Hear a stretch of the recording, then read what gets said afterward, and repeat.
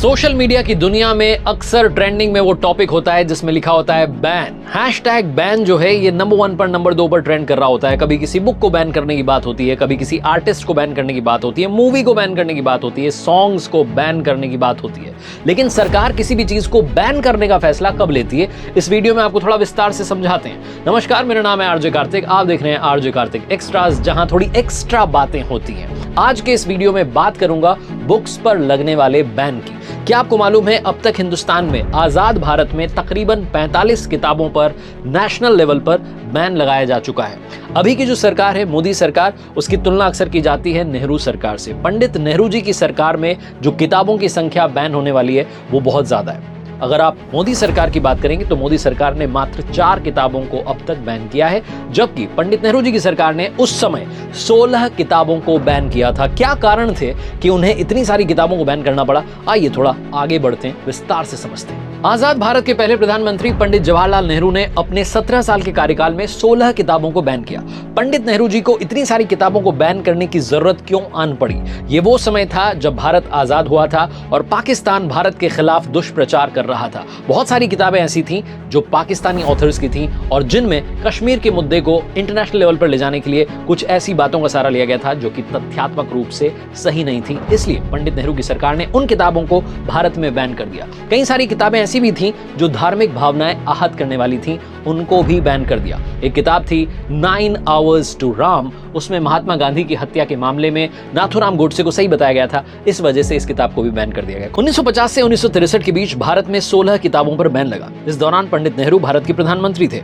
नेहरू सरकार ने 16 किताबों पर बैन लगाया। मोदी सरकार ने अब तक के अपने कार्यकाल में 4 किताबों पर बैन लगाया। लेकिन आपको जानकर के ये आश्चर्य होगा कि इनमें से किसी भी किताब पर पॉलिटिकल रीजन की वजह से बैन नहीं लगाया गया है। अब तक के 8 साल के कार्यकाल में मोदी सरकार ने जिन 4 किताबों पर प्रतिबंध लगाया है उसमें से 2 किताब, पहली है संत सूर्य तुकाराम और दूसरी है लोक सखा ज्ञानेश्वर, एक ही लेखक आनंद यादव की हैं। इन दोनों बुक्स को इसलिए बैन किया गया क्योंकि ये धार्मिक भावनाएं आहत कर रही थी। बाकी की जो 2 किताबें हैं, सहारा और बाबा रामदेव की कहानी जिसमें बताई गई गवर्नमेंट टू टाइकून, इसको इसलिए बैन किया गया क्योंकि कोर्ट का आदेश था। मानहानि के मुकदमे के बाद में जैसे ही कोर्ट का आदेश मिला वैसे ही इन 2 किताबों को बैन कर दिया गया। हालांकि सहारा बुक पर लगाया गया बैन टेम्परेरी था। बात चली है बुक्स पर बैन की तो 1964 से 1997 के बीच भारत में 17 किताबों पर बैन लगाया गया। सबसे ज्यादा किताबें इंदिरा गांधी जी के कार्यकाल में 7 किताबें उस वक्त बैन हुई जब प्राइम मिनिस्टर इंदिरा गांधी जी थी। अब आगे बढ़ते हैं और बात करते हैं प्रधानमंत्री अटल बिहारी वाजपेयी जी के कार्यकाल की।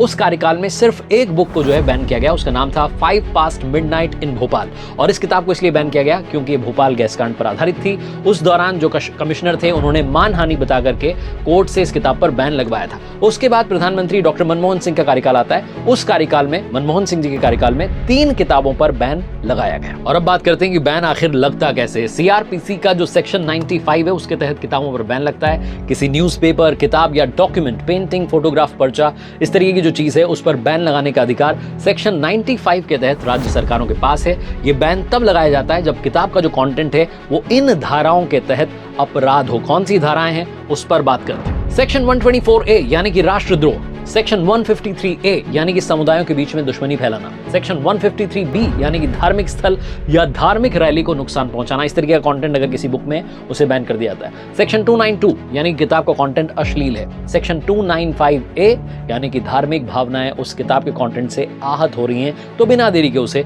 सरकार बैन कर सकती है। और आखिरी में जाते आते एक extra fact, the catcher in the राई ये वो बुक है जो कि सबसे ज्यादा बैन की गई है। देखते रहिए आरजे कार्तिक एक्स्ट्रास, जहां एक्स्ट्रा बातें आपको देखने को, सुनने को, जानने को मिलती रहेंगी।